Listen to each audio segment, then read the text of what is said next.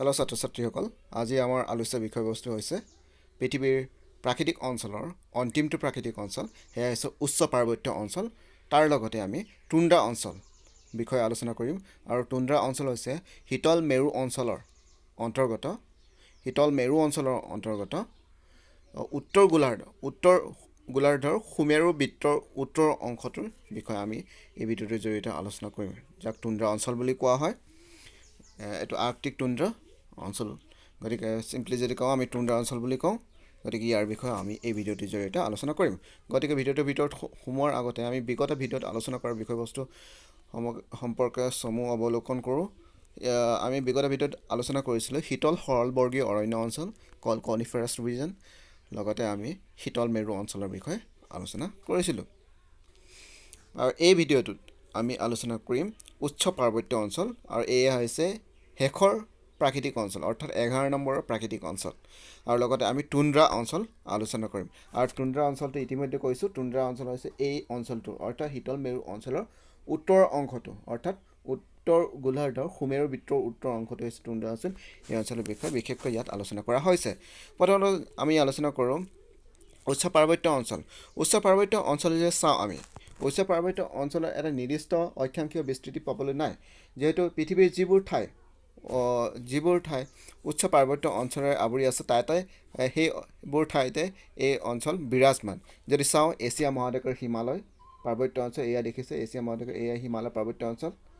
তাৰপিছত যদি চাওঁ ইউৰোপৰ আল্পছ পাৰ্বত্য অঞ্চল, এয়া আল্পছ পাৰ্বত্য দেখিছে। তাৰপিছত যদি চাওঁ নৰ্থ আমেৰিকাৰ উত্তৰ আমেৰিকাৰ ৰকি পাৰ্বত্য অঞ্চল, এয়া দেখিছে ৰকি। তাৰপিছত দক্ষিণ আমেৰিকাৰ যদি চাওঁ এণ্ডিছ পাৰ্বত্য অঞ্চল, এয়া দেখিছে দীঘলীয়া পৰ্বতশ্ৰেণী এণ্ডিছ পৰ্বত।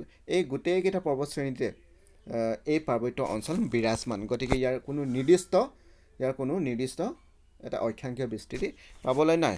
গতিকে এইফালৰ পৰা যদি চাওঁ আমি এই অঞ্চলটোৰ ভৌগোলিক অৱস্থিতি, তেতিয়া ক'ব লাগিব এই প্ৰাকৃতিক অঞ্চলৰ অক্ষাংশ অৱস্থিতি নিৰ্দিষ্ট নহয়। এছিয়া মহাদেশৰ হিমালয় পৰ্বতশ্ৰেণী, ইউৰোপৰ আল্পছ পৰ্বত, উত্তৰ আমেৰিকাৰ ৰকি পৰ্বতমালা, দক্ষিণ আমেৰিকাৰ এণ্ডিছ পৰ্বতশ্ৰেণীত এই প্ৰাকৃতিক অঞ্চল পোৱা যায়। তাৰপিছত যদি চাওঁ আমি জলবায়ু, এই প্ৰাকৃতিক অঞ্চলৰ উচ্চতা বৃদ্ধিৰ লগে লগে উষ্ণতা উল্লেখযোগ্যভাৱে হ্ৰাস পায়। অধিক উচ্চতাত থকা ইয়াৰ শৃংগবোৰ সদায় বৰফাবৃত পৰ্বতশ্ৰেণীৰ অৱস্থান আৰু বতাহৰ দিশৰ ওপৰত নিৰ্ভৰ কৰি এই প্ৰাকৃতিক অঞ্চলৰ জলবায়ু আৰু প্ৰাকৃতিক উদ্ভিদৰ বৈশিষ্ট্য সলনি হোৱা দেখা যায়। অৰ্থাৎ 1000 মিটাৰ উচ্চতাত যি জলবায়ু পোৱা যায়, আমি যদি 4000 মিটাৰ উচ্চতাত যদি যাওঁ, তাৰ জলবায়ুৰ পাৰ্থক্য আহি পৰে। গতিকে উচ্চতা বৃদ্ধিৰ লগে লগে জলবায়ুৰ পাৰ্থক্য হোৱাও দেখা যায়। তাৰোপৰি কৈছে উদ্ভিদ, পৰ্বতৰ উচ্চতা আৰু ঢালৰ পৰিৱৰ্তনৰ বাবে অতি কম দূৰত্বৰ ভিতৰতে বেলেগ বেলেগ জলবায়ু আৰু প্ৰাকৃতিক উদ্ভিদ দেখিবলৈ পোৱা যায়। ইতিমধ্যে কোৱা হৈছে উচ্চতা বৃদ্ধিৰ লগে লগে ক্ৰমান্বয়ে ওপৰলৈ যোৱাৰ লগে লগে কি হৈছে, তাৰ জলবায়ু সলনি হয়। জলবায়ু সলনি হোৱাৰ কাৰণে তাৰ উদ্ভিদৰ প্ৰকাৰো ভিন্ন দেখিবলৈ পোৱা যায়। হিমালয় পৰ্বতৰ দক্ষিণত ঢালত মৌচুমী বতাহৰ প্ৰভাৱত যথেষ্ট পৰিমাণে বৰষুণ হয়। এই অংশত ডাঠ অৰণ্য দেখা যায়, আনহাতে উত্তৰ অংশৰ তিব্বত মালভূমিৰ বৰষুণৰ অভাৱত প্ৰায় গছ গছনিবিহীন হয়। আমি যদি ভাৰতৰ উদাহৰণ লওঁ, হিমালয়ৰ যদি উদাহৰণ লওঁ, হিমালয় পৰ্বতৰ দক্ষিণত, অৰ্থাৎ ভাৰতৰ ফালে মুখ কৰি থকা যি হিমালয়ৰ ঢাল, সেই ঢালত যথেষ্ট পৰিমাণে মৌচুমী বতাহৰ কাৰণে বৰষুণ হয়, কাৰণ তাত অৰণ্য অঞ্চল দেখিবলৈ পোৱা যায় বা সেউজীয়া আৱৰণ, উদ্ভিদৰ সেউজীয়া আৱৰণ দেখিবলৈ পোৱা যায়। কিন্তু তাৰ বিপৰীতে যদি আমি উত্তৰ ফালে যদি চাওঁ, অৰ্থাৎ হিমালয়ৰ উত্তৰ ফালে যি বৃষ্টিছায়া অঞ্চল, সেই বৃষ্টিছায়া অঞ্চলত যদি চাওঁ, তাত আকৌ উদ্ভিদ পোৱা নাযায়। তাৰ উদাহৰণ দিছে উত্তৰ তিব্বত মালভূমিৰ বৰষুণৰ অভাৱ, প্ৰায় গছ গছনিবিহীন, সেই প্ৰায় মৰুৰ দৰে অৱস্থা। গতিকে ইয়াৰ অন্তৰ্গত অঞ্চল ইতিমধ্যে কোৱা হৈছে, ইয়াৰ অন্তৰ্গত অঞ্চলত যে এছিয়াৰ হিমালয় পাৰ্বত্য অঞ্চল, ইউৰোপৰ আল্পছ পাৰ্বত্য অঞ্চল, উত্তৰ আমেৰিকাৰ ৰকি, দক্ষিণ আমেৰিকাৰ এণ্ডিছ, এই ওখ পৰ্বতসমূহ ইয়াৰ অন্তৰ্গত অঞ্চল। কৃষি, পাৰ্বত্য অঞ্চলৰ নিবাসীসকলে এক আদিম পদ্ধতিৰে ঠাই সলনি খেতি কৰে। এনেধৰণৰ কৃষি কাৰ্যক কি বুলি কৈছে, ঠাই সলনি কৃষি বা শিফ্টিং কাল্টিভেশ্যন বা ঝুম খেতি বোলা হয়।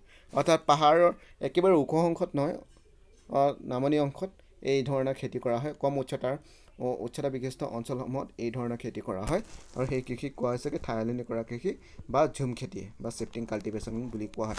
এই কৃষিক বিভিন্ন ঠাইত বিভিন্ন নামেৰে জনা যায়। ফিলিপাইনছত ইয়াক মিল্পা নামেৰে জনা যায়, ভাৰতত ইয়াক ঝুম খেতি নামেৰে জনা যায়, বিভিন্ন নামেৰে জনা যায় বিভিন্ন ঠাইত। তাৰপিছত বৃত্তি, পশুপালন আৰু কাঠৰ ব্যৱসায় এই অঞ্চলৰ প্ৰধান বৃত্তি। এই অঞ্চলৰ লোকসকলৰ প্ৰধান বৃত্তি। প্ৰাকৃতিক সৌন্দৰ্য আৰু স্বাস্থ্যকৰ পৰিৱেশৰ বাবে পাৰ্বত্য অঞ্চলৰ বহু ঠাই পাৰ্বত্য নিবাস আৰু পৰ্যটন কেন্দ্ৰ হিচাপে গঢ় লৈ উঠিছে। পৰ্যটন কেন্দ্ৰ হিচাপে গঢ় লৈ উঠিছে। গতিকে সেই অঞ্চলৰ লোকসকলে তাকে পৰ্যটককে নিজৰ বৃত্তি হিচাপে গ্ৰহণ কৰিছে। তাৰপিছত চাওঁ আমি জনসংখ্যা। এই অঞ্চলৰ জনবসতি একেবাৰে সেৰেঙা। ইয়াৰ পিছতে আমি টুন্দ্ৰা অঞ্চল বিষয়ে আলোচনা কৰিম। আৰু ইতিমধ্যে কৈছোঁ টুন্দ্ৰা অঞ্চল হৈছে এই উত্তৰ গোলাৰ্ধৰ এই আৰ্কটিক চাৰ্কেল বা সুমেৰু বৃত্তৰ এই উত্তৰ অংশটো হৈছে টুন্দ্ৰা অঞ্চল। ৰিমেম্বাৰ টুন্দ্ৰা অঞ্চল এইটো। গতিকে ইয়াক স্পেচিফিকেলি আলোচনা কৰা হৈছে, যিহেতু এই বিষয়ে অলৰেডি আলোচনা কৰা হ'ল 10 নম্বৰ প্ৰাকৃতিক বিভাগত, আৰু সেয়া আছে শীতল মেৰু অঞ্চলত অলৰেডি আলোচনা কৰা হ'ল। তথাপি কিন্তু টুন্দ্ৰা অঞ্চলত ছেপাৰেটলি লৈ পিনে ইয়াত আমি আলোচনা আগবঢ়াইছোঁ। আৰু যদি চাওঁ কোৱা হৈছে টুন্দ্ৰা কি একচুৱেলি। সুমেৰু বৃত্তৰ 66.5 ডিগ্ৰী উত্তৰ অক্ষাংশৰ উত্তৰে অৱস্থিত উদ্ভিদবিহীন সমান ভূ অৱয়বপূৰ্ণ অঞ্চলকে টুন্দ্ৰা অঞ্চল বোলা হয়। এই আৰ্কটিক চাৰ্কেল দেখিছা তোমালোকে, এই আৰ্কটিক চাৰ্কেল বা সুমেৰু বৃত্ত, এই সুমেৰু বৃত্তৰ উত্তৰ অংশ এই অংশ যি সেউজীয়া আৱৰণবিহীন এক ৰলিং প্লেইন আছে বা সমভূমি আছে, সেইটোৱে হৈছে টুন্দ্ৰা। ৰিমেম্বাৰ টুন্দ্ৰা অঞ্চল।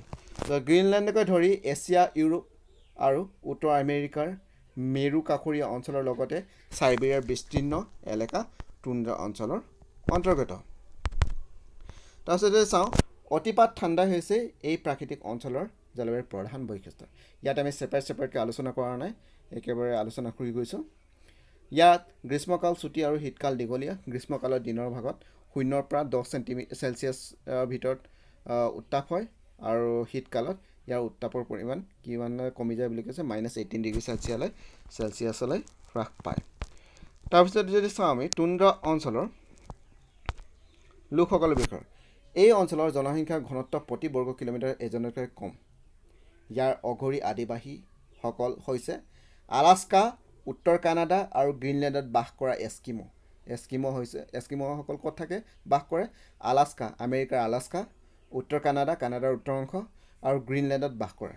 আৰু তেওঁলোকে হৈছে এস্কিম' আৰু লেপছ, এই দুই আদিবাসী তাত বাস কৰে। তাৰপিছত উত্তৰ ইউৰোপত লেপছ আৰু ফিঞ্চ, ঠিক সেইদৰে চাইবেৰিয়াত ছামুৱেড আৰু য়াকুট, এই আদিবাসীসকলে এই অঞ্চলৰ বাসিন্দা। অৰ্থাৎ এস্কিম', লেপছ, ফিঞ্চ, ছামুৱেড আৰু য়াকুট হৈছে এই অঞ্চলৰ অৰ্থাৎ টুন্দ্ৰা অঞ্চলৰ বাসিন্দা। তাৰপিছত যদি চাওঁ এই লোকসকলে জীৱ জন্তু চিকাৰ কৰি আৰু সাগৰৰ পৰা মাছ সংগ্ৰহ কৰি জীৱন নিৰ্বাহ কৰে। শীতকালত এস্কিম'সকলে বৰফৰ দ্বাৰা নিৰ্মিত ইগলুত বাস কৰে। এয়া দেখিছে ইগলু, বৰফেৰে নিৰ্মাণ কৰা ঘৰ ইগলু। তাৰপিছত কৈছে গ্ৰীষ্মকালত শিলৰ চালেৰে সজা তম্বু, আৰু তম্বুটোৰ নাম কি বুলি কৈছে? টিউপিকত আশ্ৰয় কৰে। এয়া হৈছে টিউপিক, দেখিছে এই শিলৰ চালেৰে সজা তম্বু, এক প্ৰকাৰৰ তম্বু। গ্ৰীষ্মকালত এই ধৰণৰ তম্বু আজি তেওঁলোকে বাস কৰে, আৰু ইয়াৰ নাম হৈছে টিউপিক। তাৰপিছত আৰু আমি টুন্দ্ৰা অঞ্চলৰ বিষয়ে অলপ জানো। জহকালি এস্কিম'সকলে জন্তুৰ চালেৰে তৈয়াৰ কৰা কায়াক আৰু উমিয়াক নামৰ নাৱৰ দ্বাৰা মাছ ধৰে আৰু জীৱ জন্তু চিকাৰ কৰে। আৰু কুকুৰে টনা স্লেজ গাড়ী হ'ল এই লোকসকলৰ যাতায়াতৰ প্ৰধান মাধ্যম। এয়া হৈছে স্লেজ, এয়া উমিয়াক, দেখিছে এয়া জন্তুৰ চালেৰে তৈয়াৰ, শিলৰ চালেৰে একচুৱেলি তৈয়াৰ এক প্ৰকাৰৰ নাও। ইয়াত 2-3জন মানুহ বহিব পাৰে উমিয়াকত। এয়া স্লেজ, এয়া হৈছে কুকুৰে টনা গাড়ী, বৰফত চলা কুকুৰে টনা গাড়ী। তাৰোপৰি তেওঁলোকে কি কায়াকত, এয়া কায়াক, এই কায়াক হৈছে এজন মানুহ বহিব পাৰে ইয়াত মাত্ৰ, দেখিছে এজন মানুহ বহি পিনে ইয়াত চলাব পাৰে। এইবোৰে ব্যৱহাৰ কৰি পিনে তেওঁলোকে কি কৰে?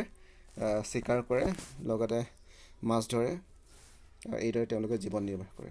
বৰ্তমান এই অঞ্চলৰ লোকসকলে আধুনিক সা সুবিধাৰ সৈতে কাঠেৰে নিৰ্মিত স্থায়ী ঘৰত বাস কৰিবলৈ লৈছে, আৰু চাইবেৰিয়াত বাণিজ্যিক ভিত্তিত বৈজ্ঞানিক পদ্ধতিৰে বলগাহৰি পালন কৰিবলৈ লোৱা হৈছে। তাৰোপৰি বৰ্তমান সময়ত বিভিন্ন ধৰণৰ খনিজ সম্পদ তাত উদ্ঘাটন হৈছে, বিশেষকৈ সোণ, পেট্ৰলিয়াম জাতীয় খনিজ পদাৰ্থ উদ্ঘাটন হোৱাৰ কাৰণে সেই অঞ্চল বৰ্তমান আধুনিক সমাজৰ সংস্পৰ্শত আহিছে। আৰু লগতে সেই লোকসকলৰ জীৱন ধাৰণৰ প্ৰণালীও, অৰ্থাৎ সেই এস্কিম', য়াকুট, ছামুৱেড, ফিঞ্চ আদি লোকসকলৰ জীৱন ধাৰণৰ প্ৰণালীও সলনি হোৱা দেখা গৈছে। গতিকে ছাত্ৰ ছাত্ৰীসকল, আজি এই ভিডিঅ'টোৰ জৰিয়তে আমি পৃথিৱীৰ প্ৰাকৃতিক অঞ্চলৰ অন্তিমটো প্ৰাকৃতিক অঞ্চল আৰু সেয়া হৈছে উচ্চ পাৰ্বত্য অঞ্চল, তাৰ বিষয়ে অধ্যয়ন কৰিলোঁ।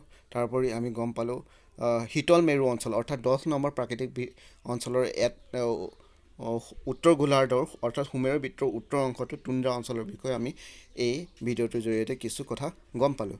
গতিকে ছাত্ৰ ছাত্ৰীসকল ধন্যবাদ, তোমালোকে ধৈৰ্য সহকাৰে ইমান পৰে এই ভিডিঅ'টো চোৱাৰ বাবে। আৰু যদি কিবা অসুবিধা পাইছা তোমালোকে মোক যোগাযোগ কৰিব পাৰিবা। ধন্যবাদ।